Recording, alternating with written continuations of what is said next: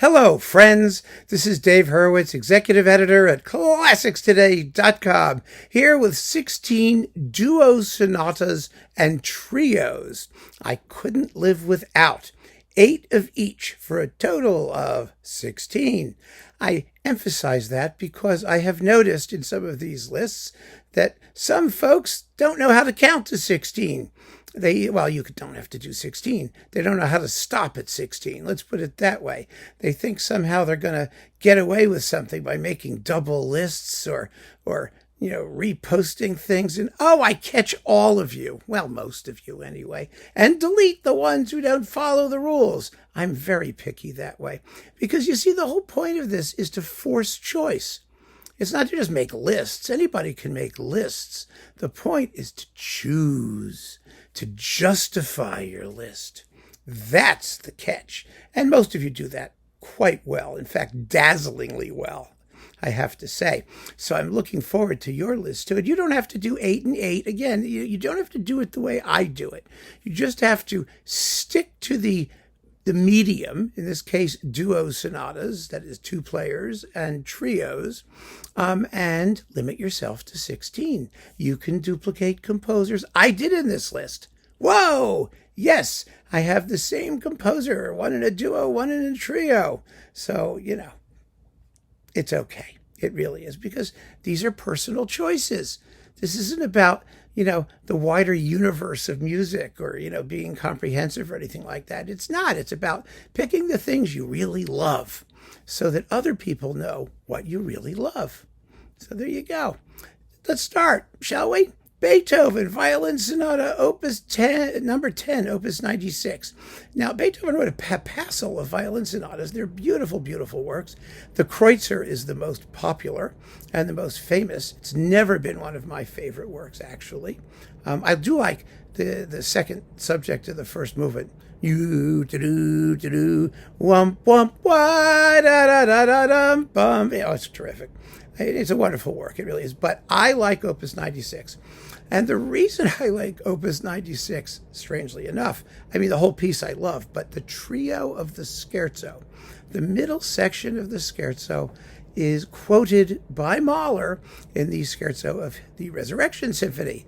Do do do do do do ba da da da da da da da da da da da da da da. Does that thing?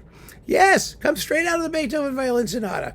That's what kind of first hooked me on it. Then I got to listen to the rest of it. Often with pieces of music, there's one little sniglet, that grabs you. And you listen to it, and then you start to expand into the rest of the work, and you begin to see how it all fits together. And that's what happened to me with this sonata, and I just love it. Then we have to do the Franck Violin Sonata. Why? Because, it's the greatest violin sonata written in the second half of the 19th century. It's an incredible work. It's utterly typical of its composer, and it has one of the most beautiful themes in the finale that anybody ever wrote, which is a canon, a perfect canon. One part follows the other. It has such innocence, such beauty, such harmonic sophistication. The whole work is just a dazzling contrast between passionate, languishing chromaticism and beautiful, innocent diatonicism. And if you wonder what those things mean, just look them up. It's not complicated. Chromatic stuff just means, colored. It means notes foreign to the key. So it sounds kind of unstable, whereas diatonic means sticking to the notes of your key. So it sounds very, very, let's just say consonant usually. Usually there is diatonic dissonance, which is a whole other issue. We'll talk about that one of these years. Anyway, after Franck, if you like the Franck Violin Sonata, your next step is the Magnard Violin Sonata, which is a big sucker. It's like 50 minutes long, 45 minutes long. Really a major work. It ends quietly. It's the kiss of death. But wow, what a brilliant and beautiful and probing and moving and deeply expressive piece of music this sucker is. It's another work, by the way, that hooked me with the scherzo, because it has this. It's a dance, like all of Magnard's scherzos. Da da da da da da da da da da da. It's very catchy, and the trio is just this this amazing tune for violin. It's all arpeggios. It's da da da da da da da da da da da da da da da da. There you go. Now, come on. It may sound horrible, but how many places are you going to find someone who's going to sing to you the trio of the scherzo of the Magnard Violin Sonata? Come on, let's face it.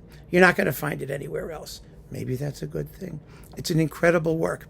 Then the Alkan Cello Sonata, Sonate de Concert, as it's technically called. Boy, is this sucker insane. Oh my God, it's another big, huge, romantic extravaganza with an insane finale. It's a tarantella. It's a tarantella where you can barely hear the cello half the time. The piano is just going nuts, and underneath it all, the cello is grinding away, going it's like, oh. And the ending is complete expressionist insanity. It's fabulous. Absolutely fabulous. And it's really, really a beautiful, beautiful piece. Doesn't get played very often because I think, the cellists are, cellists have to learn it, and it's atrociously difficult. And like I said, the balances are kind of an issue, but intentional. Alkan's doing what he's doing because he wants to do it that way. And it's one of the great French chamber works of the 19th century, and you should really get to know it. It's the only cello sonata, actually, that's in this list. I noticed, actually. Well, there you go. So there you go. Then we've got Ravel's Violin Sonata, which is fun. Oh, it's just fun. It's nifty. It has this sort of bluesy jazz movement thing in it, and all kinds of cool stuff happening. It's like everything by Ravel. It's beautifully written. Ravel's chamber music doesn't get a lot of play aside from the string quartet. But there's a glorious piano trio in this violin sonata, and there's a duo sonata for violin and cello. He wrote some wonderful works. Not a lot, but really, really finely crafted, like everything he did. And this violin sonata deserves far more attention. It usually shows up on discs of like French violin sonatas, for want of anything else.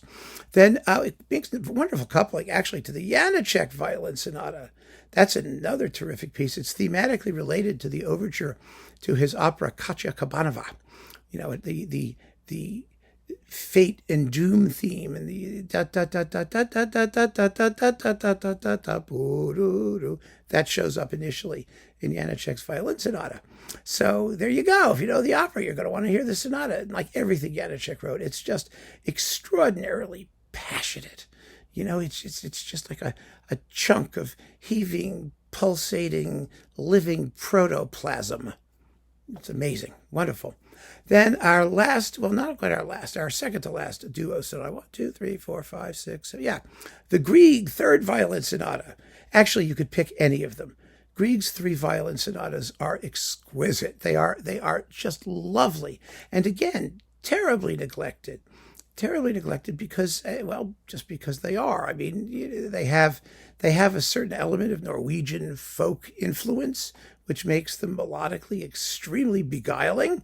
And you just owe it to yourself to get to know them. If you like Grieg, if you like Peer Gynt, if you like the Holberg Suite, if you like any of the stuff that he did, listen to these violin sonatas. They usually come coupled, all 3 of them, on a disc.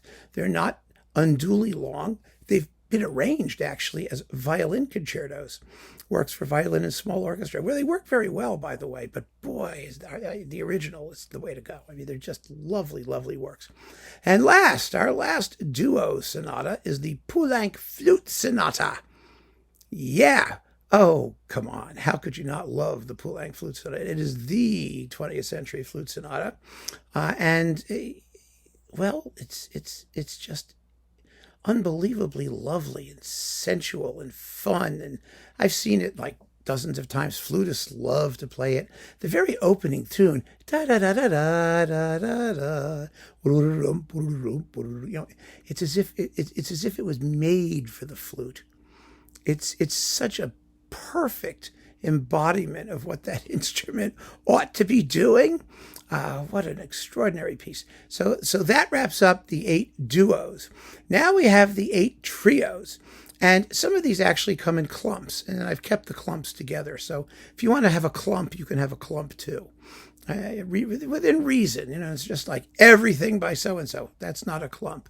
Opus, X numbers 1 through 5, that's a clump. That's okay. So the Zelenka trio sonatas. Oh, wow, are these fun. Now, the thing about trio sonatas is that they don't require 3 people. They usually require more or less. It's kind of fascinating. Bach's organ trios are played by one person. 2 hands and 2 feet equals 1. Those are your 3 things: hand 1, hand 2, and feet. Those are your 3 players.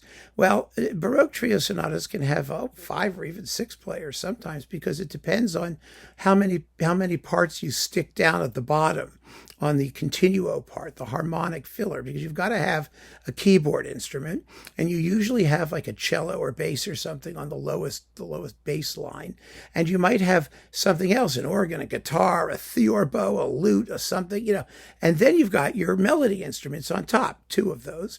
And so like the Bach organ trios, which are, of course, like everything Bach did, the schematic representation of the concept, the 3 part is the number of parts, not the number of instruments, the number of musical lines. And one musical line requires filling out harmonically. So how you fill it out, it's up to you. The melody lines are the instruments that they're written for. And oh, wow, are these extraordinary pieces. There's virtuoso oboes. The trios actually are for 2 oboes and bassoon with continuo. So you've got lots of things happening there.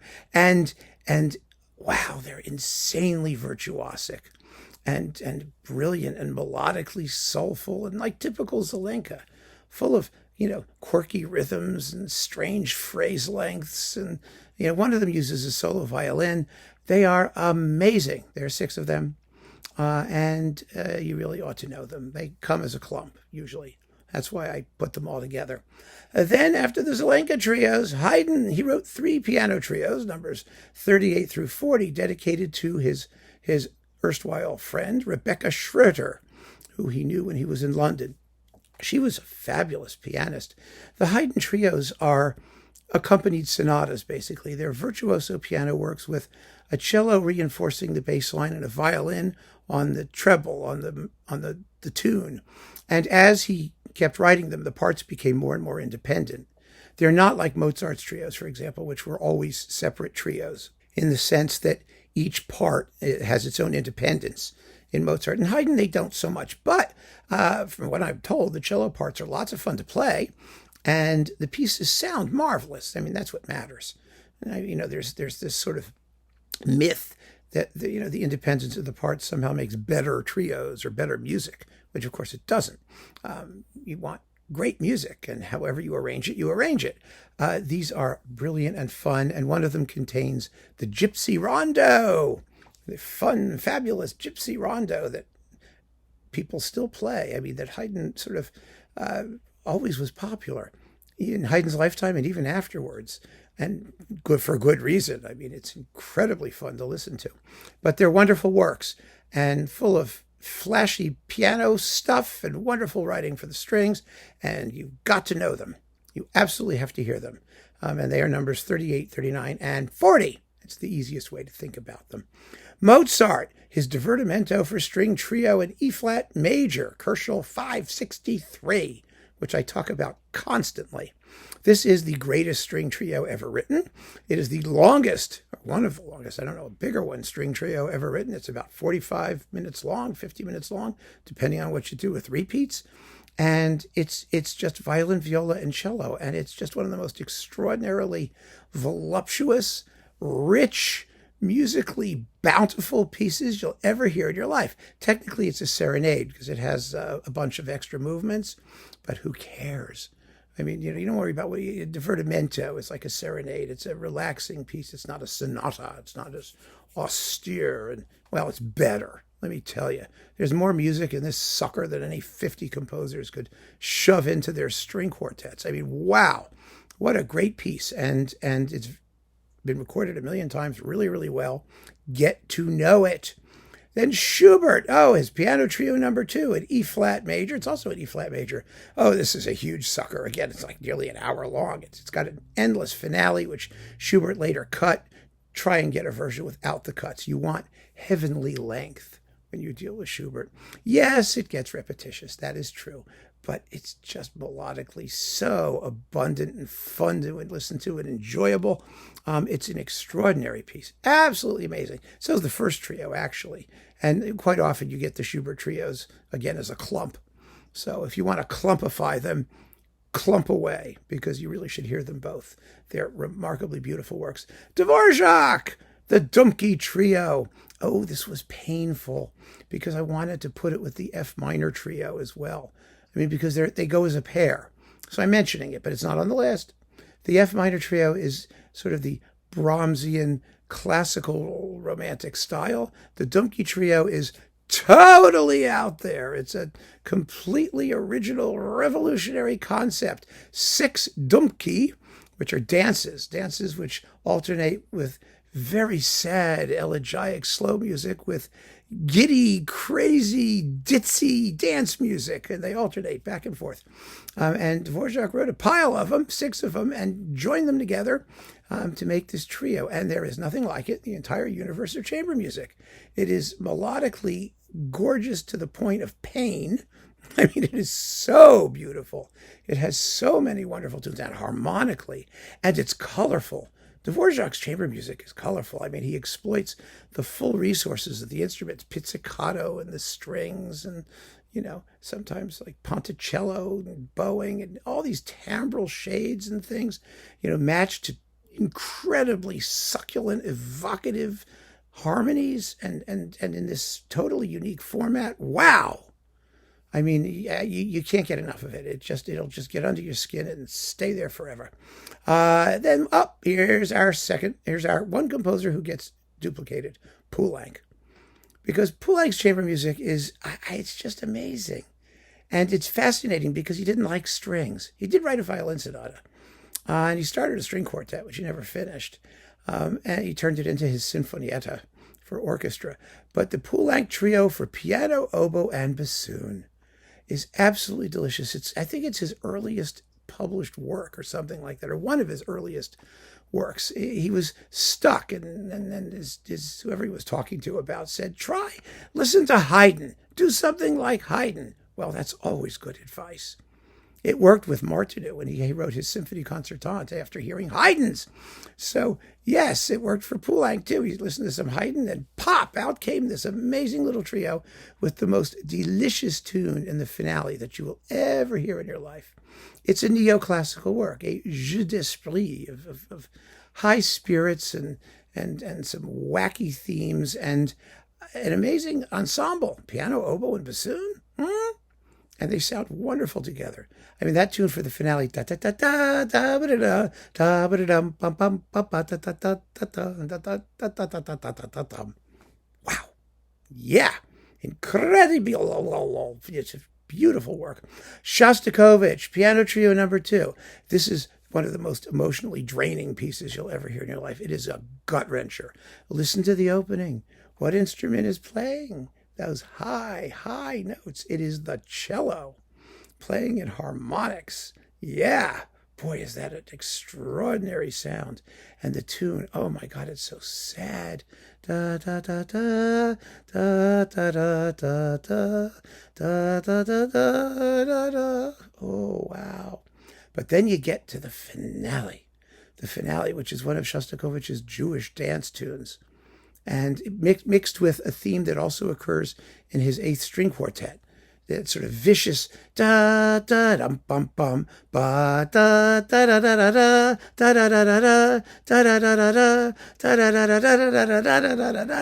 da da da da. Oh God, it's another one of his Jewish tunes, but my word, it's just heartbreaking, and it rises to this enormous climax, after which that cello theme for the beginning comes back on the muted violin, marked vibrato, by the way, and holy crap, it just ends with this finally at peace at last at peace. You don't think it's going to get there, but it does.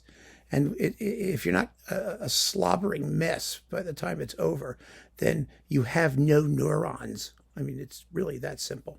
It's just an incredible piece of music, of emotional and expressive courage. It's really what it is. And last but not least, let's go home happy, shall we? Debussy's trio for flute, viola, and harp. Is there a more delectable confection in the entire universe of chamber music? I don't think so. What a wonderfully chosen ensemble. I mean, the flute and the viola and the harp, they go so well together. It's such a brilliantly conceived assortment of instruments, and they're just juicy and succulent and impressionistic and dreamy and phantasmagorical. Oh, God, it's lovely. Absolutely lovely. So there you have it, my friends. I mean, you could go, by the way, for all of the Debussy late chamber works. There's the violin sonata, the cello sonata, and this thing. There are 3 of them. Wow, just tremendous. So, 16 duo sonatas and trios I couldn't live without, and I'm serious. I adore all of these pieces, as you may have noticed, since I was humming along most of the time. However painful that may have been, I hope that gives you a sense of where we're going with these ideas. You should only list works that you can sing. Well, not necessarily, but you know what I mean, that are in your head, that really move you. So keep on listening, friends. Thanks for joining me, and let me see your lists. Take care.